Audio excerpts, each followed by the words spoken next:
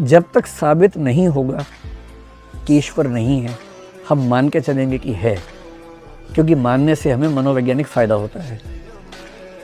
एक बहुत प्रसिद्ध वैज्ञानिक था, आप तो साइंस की बैकग्राउंड के व्यक्ति हैं शायद, ब्लेस पास्कल, आपने नाम सुना होगा, जिसके नाम पे प्रेशर की यूनिट आप लोग पढ़ते होंगे फिजिक्स में।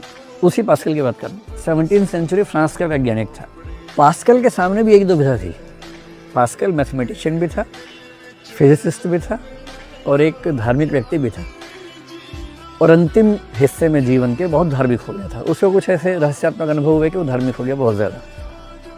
और उसने कहा, being a scientist and being a mathematician, साबित तो कुछ होता नहीं है, और मैंने ये महसूस किया कि अगर मैं ईश्वर को मान लेता हूँ तो मेरा जीवन ज़्यादा आसान हो जाता है। फिर एक आर्गुमेंट भी दिया कि अगर ईश्वर है और मैंने नहीं माना तो बाद में दंड मिलेगा, नहीं है और मान लिया तो कोई नुकसान की बात नहीं है। तो कॉस्ट बेनिफिट एनालिसिस में ईश्वर को मानना बेहतर बात है, तो मान लेते हैं। उसने माना।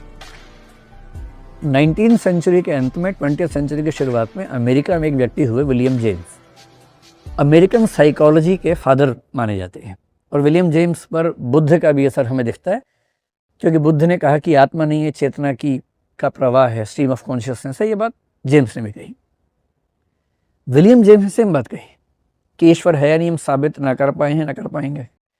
पर जब साबित ना ये हो रहा है ना वो हो रहा है, तो फिर मैं क्या देखूंगा? वो प्रैग्मेटिक फिलोसफर है। प्रैग्मेटिज्म का मतलब है कि जो व्यावहारिक रूप से फायदे में है उसको मानेंगे। उसने कहा, मैं मनोविज्ञान का प्रोफेसर भी हूँ, विद्यार्थी भी हूँ, और मैं मानता हूँ कि ईश्वर को मान लेने से सुकून, शांति, विनम्रता ज़्यादा होती है। तो जब साबित होगा कि नहीं है, तब का तब देखेंगे। तब तक के लिए मैं मानना चाहता हूँ, मैं मानूंगा।